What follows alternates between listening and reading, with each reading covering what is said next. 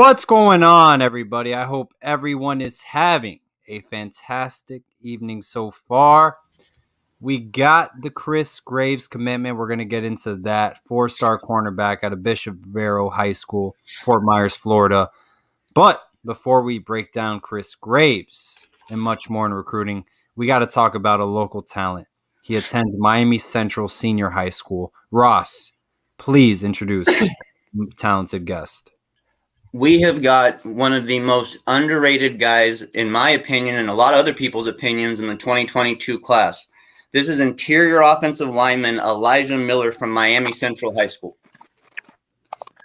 What's going on, Elijah? Thank you so much for joining the scoop.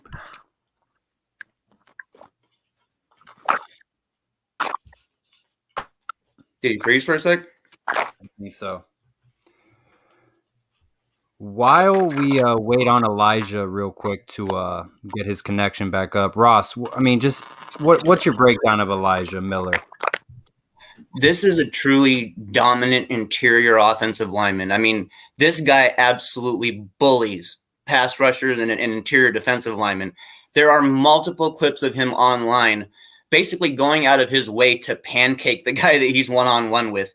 He also does one thing I like about him a lot, Paul, is he really does a fantastic job working with the lineman next to him on the offensive line. He's got a great IQ, and he knows where to kind of fall into place to make the whole offensive line really come together as a whole. He's an all-around really, really good offensive lineman, and I think he's being drastically underrated.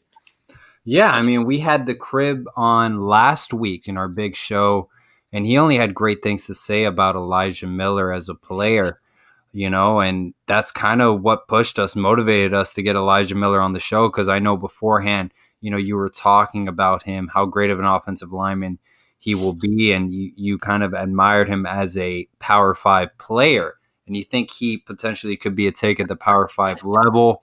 He did an outstanding job at Paradise Camp, so I'm really intrigued about this interview. And he attends Miami Central Senior High School, who they're killing the game right now. I mean, people say American Heritage Plantation will be respectfully national champions. I also think Miami Central will as well. And we got Elijah backstage again. What's going on, Elijah? Oh, what's going on? Good. I don't know what happened. It's all good, man. Hey, we greatly appreciate you coming on the show. Yes, sir. Yes, sir. So Elijah, man, tell the viewers about your experience at Paradise Camp. How did it go for you? How do you think you performed? I mean, it was wonderful for me. It was a great experience. That was my first time going to Paradise Camp, because as a ninth and 10th grader, I wasn't able to go. So it was wonderful. I competed, did my best, and that's how I went from there. How was it being coached up by former NFL players and Miami Hurricanes greats such as Joaquin Gonzalez, Brett Romberg, and then Garen Justice was there as well? How was that experience? It was amazing. I mean, having those guys coach me up and learning new things that, I've never have done before. It just instilled a whole bunch of stuff. It was all new to me, But so took a lot of it in, and hopefully I'm going to put it on the field this upcoming year. Hey, Elijah, what is your current height and weight right now? My current height right now is 6'3", and I'm 330 pounds. Okay. What have you been working on this off season to help take your game to the next level? Where do you really want to improve? I'm trying to get my weight down, and get my feet quicker. Working on hand placement, hand-eye. So that's one of the big main things that I'm working on this off season. Speaking of things to work on this off season, I mean, what's the expectation down at Miami Central Senior High School? You guys just picked up Alfonso Allen, 5-star safety. We've had Ruben Bain Jr. on this show several times. That's another great 2023 recruit. I mean, is it national title or bust this upcoming season for you guys? Yeah, I mean, our coaches, they want us to do so. They want us to be great. They instill a lot in us. We have practice 7:30 in the morning. 7:30 in the morning. We don't leave the school until 6 o'clock at night. We getting coached up, coached hard. We getting ready for the next level. So, Gotta love it, man. And Elijah, how's this recruiting process been treating you? I mean, it's going pretty slow. My recruitment process is going really slow, but I'm just I don't let it phase me. I just keep working, keep grinding, because I know it's gonna be better. Elijah, is there anything that you're specifically focusing on in the weight room right now? My bench press. What kind of numbers you putting up in the weight room? The type of numbers. I bench press 315 pounds right now, but I'm trying to get up to 385. I'm trying to hit 225 many times as possible. I squat almost 500 pounds. Wow. I see that power when I watch your film. I mean, you love to dominate defensive linemen. You love to pancake guys. You love to just be a bully. How do you describe your game? What kind of player is Elijah Miller? The type of player I am, I'm a physical player, but I also have technique. It's one of my coaches that I train with, named Torian Wilson, crafty lineman. He told me that if I perfect my technique, I'll be the most dominant old lineman in Florida, in the country. So, I just. Have you been speaking with the University of Miami a lot, Elijah? The last time I talked to Coach Justice, he told me that I need to get down to a certain weight, a playing weight, so that if I do commit to University of Miami, I'll be in shape, ready to go. Absolutely, man. No, I mean, I know you're gonna do great things, man. Everyone speaks very highly of you, so we're extremely excited to see your potential and success, your hard work pay off this upcoming season. What's on the agenda the rest of the summer for you, Elijah? Are you visiting other schools, other camps you're attending, or what's going on? Well, I will be attending Bryant University. I'll be attending that camp in late July 25th. So with Coach Siachi. Gotta love it, man. Elijah Miller, Miami Central offensive lineman. Ross, what else you have to ask for Elijah? Elijah, I'm curious. Do you have any favorite players or guys that you like to watch film from that can help you in your game? Well, this gonna sound a little funny, but the player that I like to watch, and it's two players actually. Daughtry Richardson, he played next to me. So, me and him, we watch the other film. And Lawrence Seymour, I watch his film a lot. And I try to get, I try to look as much as possible like him, but a little better. I love it, man. That's fantastic. Love it. Elijah, you think Daughtry's going to end up a Miami Hurricane, or? Hey, I talk to him all the time about this. I hope he does, because if I go there, we dynamic duo.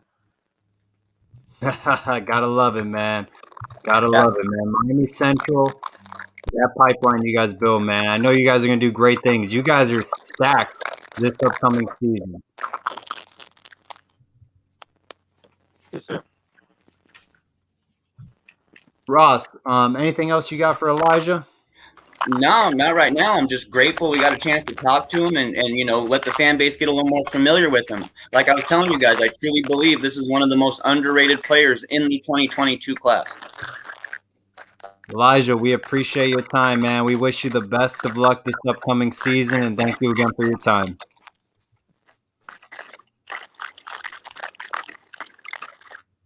I think you froze. Oh, yes, sir. Thank you. Appreciate it, Elijah. Elijah Miller, class of 2022, offensive lineman. Look out for him. He's a sleeper in this class. Now, Ross, let's get to it, man. Chris Gravies commits to the University of Miami, 4-star cornerback out of Bishop Vero High School. I mean, what are your thoughts about this commitment? This is a total T-Rob type of move, in my opinion here. This is taking a guy who is very raw at his position, who's still learning it, but has all the athletic traits you can ask for, all the natural ability you can ask for. He's a long strider. He's got the length. He's very competitive. That's one thing I like about him is he's very competitive. He seems to really enjoy playing up towards the line of the scrimmage where he can put hands on guys a little early, throw them off their route, and impact the game right off the snap. I've noticed that about him. You know how I am, Paul. I like physical cornerbacks. He's one of them. You know, the thing I like about Chris Graves, he's an athlete. There's a lot of tape on him at the wide receiver position. He's a burner. He's a speedy, athletic player at the high school level. And I think Coach Travaris Robinson and DeMarcus Van Dyke viewed him as an athlete that, in my opinion, I think he can play wide receiver at the Power 5 level. Not to mention, I think he can be a punt returner as well. He's that fast and quick. He has great hips, great hands. That transitions well, being a great athlete, and he's a physical corner like you just mentioned. At the Power 5 level, to be physical, a great athlete, and you're fast, under the guidance of Coach Travaris Robinson, that's a recipe for success. This was a huge win. And I don't know if a lot of people have mentioned this, but Corey Raymond of LSU, he visited LSU. He took a visit there. Corey Raymond identifies defensive backs. That's their recruiting coordinator. He oversees recruiting left and right. He's one of the best recruiters in the nation. He's one of the best player evaluators in the nation as well. He doesn't miss. And when you get offered by LSU, and he was a take at LSU, this is a huge win for the University of Miami. And I think it shows kind of the re-enhancements with Travaris Robinson coming in. We get 2 elite 4-star cornerbacks, probably our highest rated class at the cornerback position in quite a while, specifically at that position unit, due to the fact Travaris Robinson is taking over that position and evaluating that position unit. So I think this is a huge win. You know, one of the big things that I really like about him, Paul, and you mentioned it just briefly, is his ability to play wide receiver. I've seen this conversion to where guys play receiver earlier in their career. They get familiar with how to track the ball in the air. They get familiar with the ball skills in general. And then they make that change over to cornerback. And we've seen it work many, many times. You know, I'm not going to say he's Richard Sherman, but I'm going to say, but that's the type of role that Richard Sherman went and did, played wide receiver, got to the NFL, started playing cornerback a little more. It seems like this is the exact type of move that T-Rob wants to make for us, for the simple fact, Paul, that it's upside, upside, upside. 110%, man. I'm very excited to, get Chris Graves on campus, put on the pads, and let's get ready to go, man. Him and Kamari Rogers are going to be great corners at the next level. I cannot wait. And shout out to Jason from Stadium Drive, man. He's been on this left and right. I mean, the guy said Chris Graves was a lock from day one, and the rest is history. Got to tip my hat off to Jason from Stadium Drive. He's doing great things. Go check him out. Ross, where do you think Chris kind of lines up at the next level? On the outside? Do you see him mixing it on the inside? I mean, where's his ideal position? I think for us, Paul, I see him maybe a little different than some other fans see him. I see him with the capability to do both. And I think where his development falls in line will be exactly where T-Rob tries to place him. I like him on the outside just due to the fact that he's got that type of speed that if there's any mistakes, he can make up for it and try to get back into it and negate any long passes or any big plays.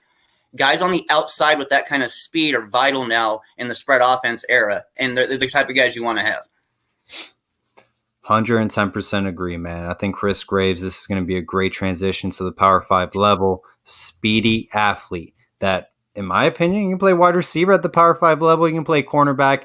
And, our staff identified him as a great athlete transitioning to the secondary. And I know he's going to do great things at the University of Miami. Speaking of the cornerback position unit, we now have 2 commits. Where do we go from here? In my opinion, I think we're taking 4 corners. I think Antoine Fegans is the next man up. I think he's very interested in Miami. He was a Miami Hurricanes fan growing up.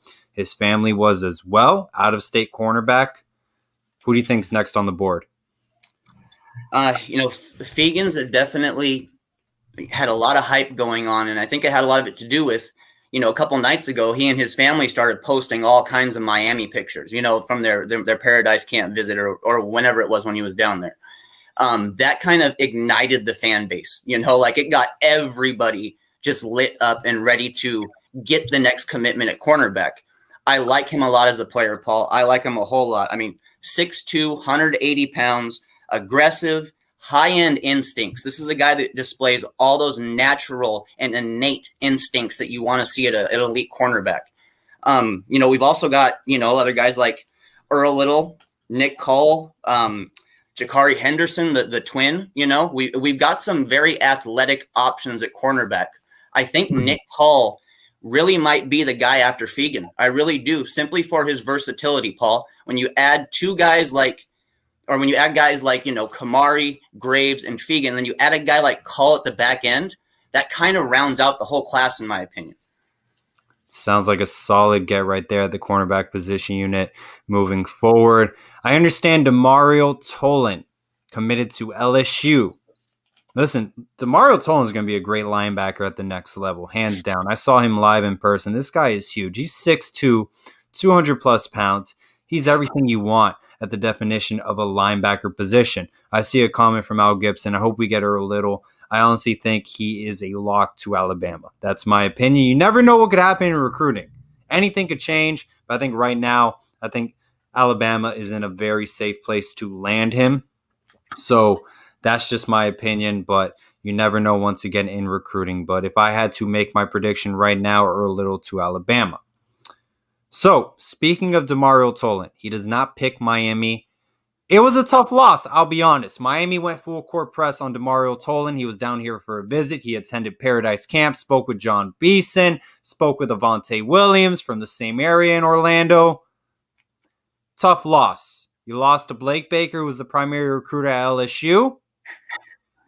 It sucks. It does hurt. It hurts a little bit, but we got to move forward. Right, Ross? Yep, and we've got some very quality options we can move forward with, Paul. We've got guys like Devin Jackson, Wesley Biscient from Vicente from Miami Central. The new age linebackers that we're looking to bring to the linebacking unit. You got a guy like Devin Jackson, 6'2", 210 pounds, and ran a 10.5 400 meter. I mean, that is simply special at the linebacker position, and we need that sideline to sideline ability. Yeah, I think we're looking for more of an athletic linebacker under the Manny Diaz tenure at the University of Miami. I think that fits more of a 4-2-5 scheme, which caters to a spread offense, a pass-heavy offense. Now, running the football, I think we saw against UNC, we had a lot of trouble with.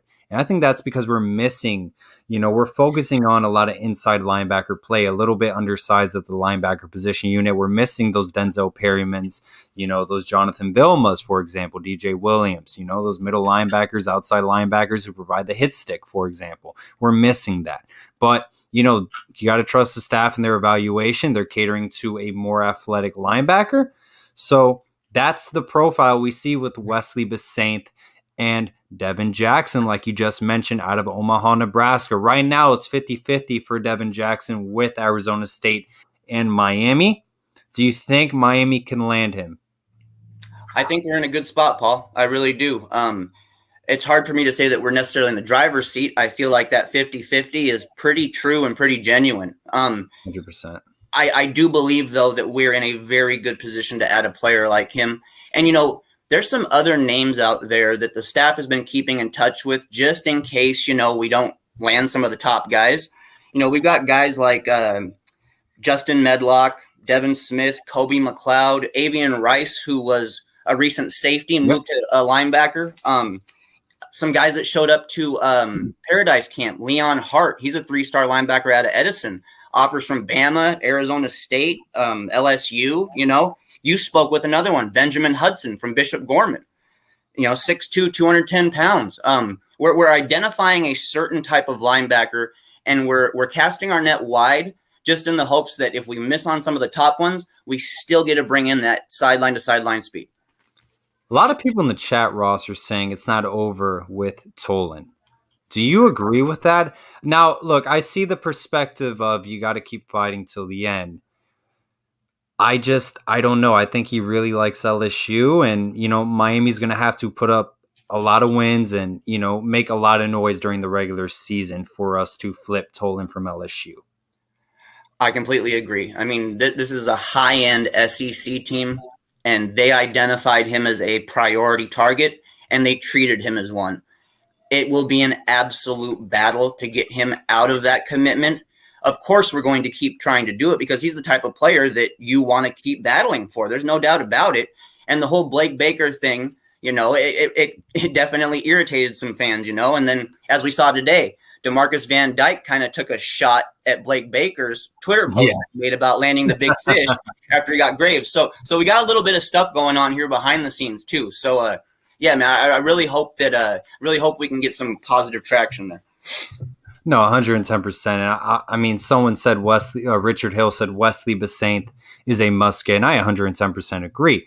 I'll repeat this every single week. We lost Omar Graham Jr. to Florida State, who wasn't necessarily a high priority take for this coaching staff at Miami. Once again, I don't think he's that athletic linebacker we're looking for. He's more of a physical, aggressive linebacker. In my opinion, can play outside linebacker at the next level. Very aggressive.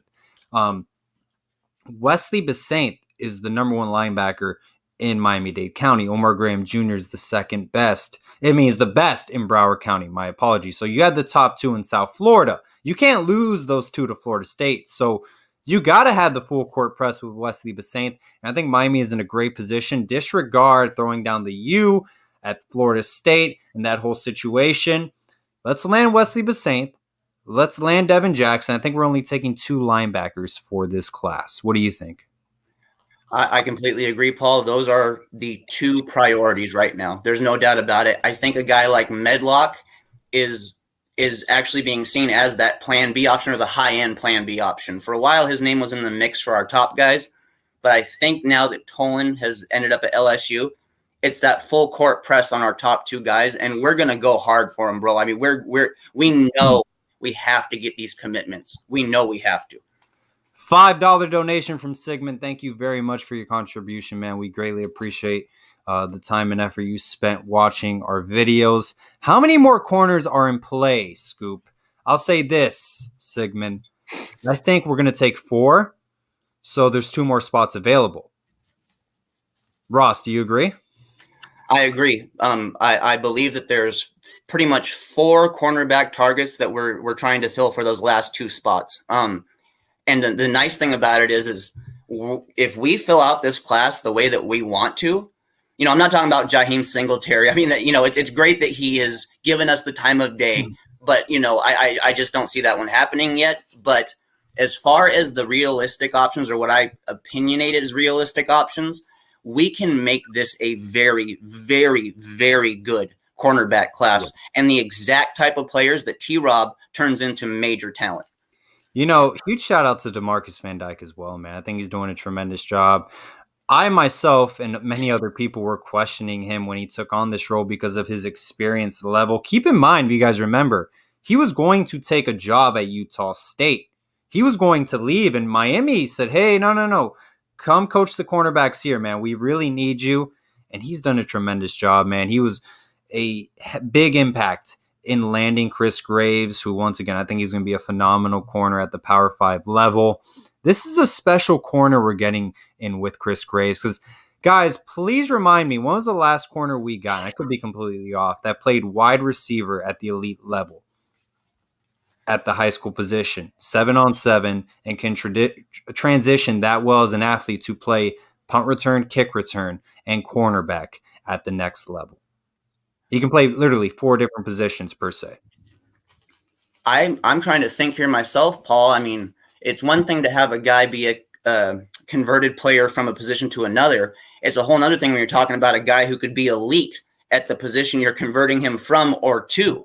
So, man, I can't, off the top of my head, I really cannot remember the last time we got an elite wide receiver talent that is being seen as an elite cornerback talent. Anthony Manzano asks, Ross and Paul, if we land Jaheim and Trey on top of getting Chris and Kamari out of those 4, who do you think moves to safety and when he gets on campus? Look, I'll be honest. I'll kind of flip the question like this. Do you think Jaheim Singletary is a pipe dream right now? Yeah, I consider him a pipe dream. I'll say this. I think he's considering Miami, but I think right now he's a solid commitment to Ohio State. But I'll say this. If Miami starts making noise in the regular season, we win 11 games. Let's say, look, we beat Alabama. The hell with it. We beat Clemson. We make noise in the regular season. Not 9-3, not 10-2. We make noise. We win the ACC title game. I think we got something there. I think Jaheim Singletary is really considering Miami as a second option, but I think Ohio State is his first priority because he's committed there, and I think he's a solid commitment. I think Travaris Robinson is really trying to work it right now, but we'll see. Getting a defensive back out of the grip and the grasp that Ohio State gets on their priority commitments, it's tough, Paul. I mean, this is just kind of like along the lines of, you spoke of Corey Raymond. If Corey Raymond identifies a priority guy, lands him at LSU, good luck getting him out of that program. And I think this is the same exact thing we're going to go to. Jaheim Singletary is absolutely elite, but he's an Ohio State commit from Jacksonville. It just doesn't cook out well for us right now, bro. Remember what the Crib said, too. If Jaheim Singletary doesn't start his first year, he might transfer out. I mean, he's kind of one of those players like I'm demanding playing time right away because he's that good. Yep. He's a stud.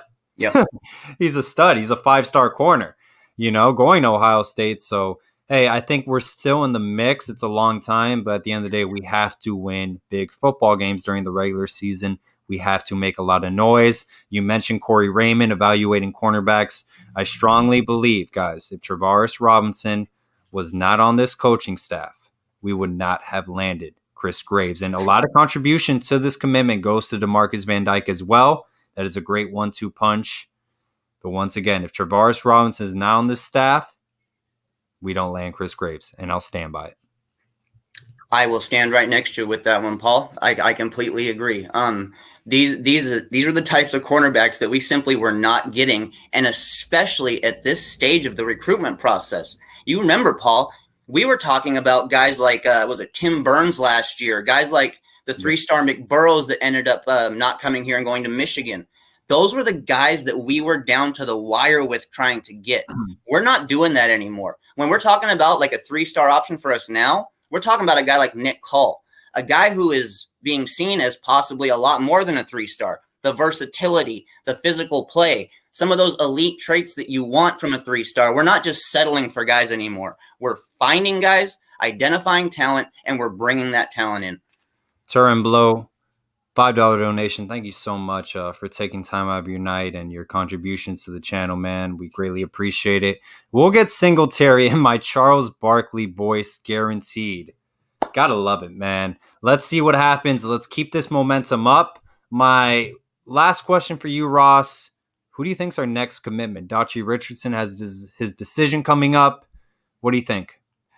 That's the guy, Paul. I believe that's the guy, and I believe that we're in a really good spot. I know there's a lot of fans that have been worried lately, but I believe we're in a really good spot, and it was great to get his teammate on, Elijah Miller, to kind of get his point of view on what he thought about Daughtry as well. Like he said, he talks to him about it all the time and the possibility of them being able to play together at the next level in college.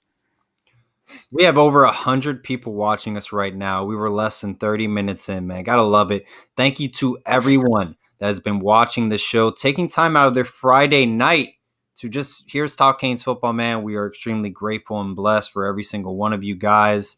Thank you again, man. It truly is a blessing. Ross, anything else you wanted to add to the show we did not mention? The only thing I think that would be worth adding to this, Paul, is the desire and the need for height and length at wide receiver. And I think that that's going to be something we're going to keep hearing more and more about as time goes on. A guy like Ibieta, he can play on the inside, and he's got the technical aspects, and he battles for the ball. I love his mentality, and I love the footwork. I love the technical side, like I said, but we got to add somebody with that elite height and length. And we need to try to find somebody who's not just tall and long, but is also a good athlete as well. Jaden Gibson, Sean Wilson, they seem to be the two guys we're going after in that aspect. Isaiah Horton is going to be a tough one to pull away right now. Unfortunately, I love his tape, But I think Gibson and Sean Wilson will end up being the priority targets in that aspect. I would love if Sean Wilson and Gibson, end up Miami Hurricanes. I think we only take one out of the two in that situation. I'm not sure what's going to happen with Gibson. If I had to guess right now, Florida lean. Isaiah Horton, I think Inside the U, the Through the Smoke podcast said, they see him heading in the direction of Miami. So I thought that was very interesting. So we'll see what happens with Isaiah Horton. If you land him, that's a huge win. You tip your hat off to Rob Likens for landing him. Yes. But it's going to be a dogfight. We need to add size at the wide receiver position. Well, we need to add hands as well, but that's a different story. We need to develop a wide receiver rotation with good depth. Ross, Kamari Wilson, is that a pipe dream? I don't think it's a pipe dream, no. I don't think it's necessarily as much of a lock as Canes fans thought it was maybe a month and a half, 2 months ago. But there's no doubt in my mind that he's interested in the University of Miami. And of course, we want to add him. This is where you start to find a room in our football team that's already elite, the safety room, and add more elite talent to it. That's what teams like Bama and LSU and those kind of teams do. They don't just say, okay, well, an elite guy's going to come here and he's going to get upset because he's not playing. We're not going to go after him. They continue to add the elite talent. So just a little background for anyone who's not familiar with Kamari Wilson and his relationship with Miami. Kamari Wilson built up a great relationship with Travaris Robinson during his time at South Carolina. Miami was nowhere in the picture with Kamari Wilson. Now that Travaris Robinson is at the coaching staff at the University of Miami, hey, it works out well. Now there's interest with the University of Miami. Now we have to win games. We have to put up a lot of noise during the regular season, compete for the ACC title game, win those signature games, your Clemsons, your North Carolinas, your Alabamas, prove that you're an elite top 10, top 15 program year in and year out. He already loves Travaris Robinson as a mentor, as a coach. Your relationship is strong there. You just have to finish in the regular season. You have to win games like we've seen in past years. If we lose 6 or 7 games, the class falls apart. It's not rocket science. You win, they will come. If you lose, they will leave.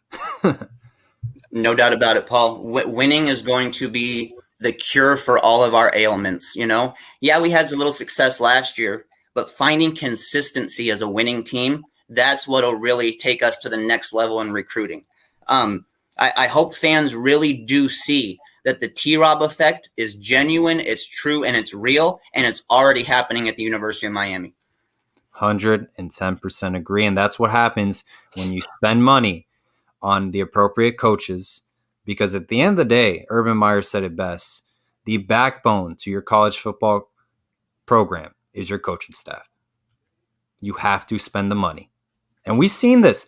Like in the past at the University of Miami when they were winning games, I don't know if they were spending the money for it. Probably not, but their coaching staffs were elite. They went on to be great head coaches at other college football programs or coach in the NFL. Rob Shasinski, Chuck Pagano. I mean, look, Greg Schiano, he did a tremendous job. He even coached the NFL, the Tampa Bay Buccaneers. He coached at Rutgers. It goes on and on. So your coaching staff is really the backbone of your college football program. And that's how you recruit well, you evaluate your players, and you develop well as well. And you will have a great college football program. Ross, right now, should we even care about rankings with this class?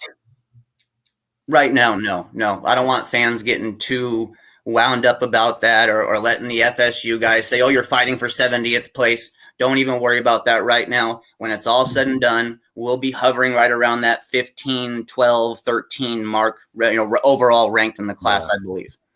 Look, great. Look, I hate to live in the past, but I agree. Travis Williams would have killed it at the linebacker position unit. I think Ishmael Aristide is a great coach as well, but no, UCF got to steal as their defensive coordinator, man. 100%. Yep. Absolutely. 110%. I was very excited about that hire. I was really excited.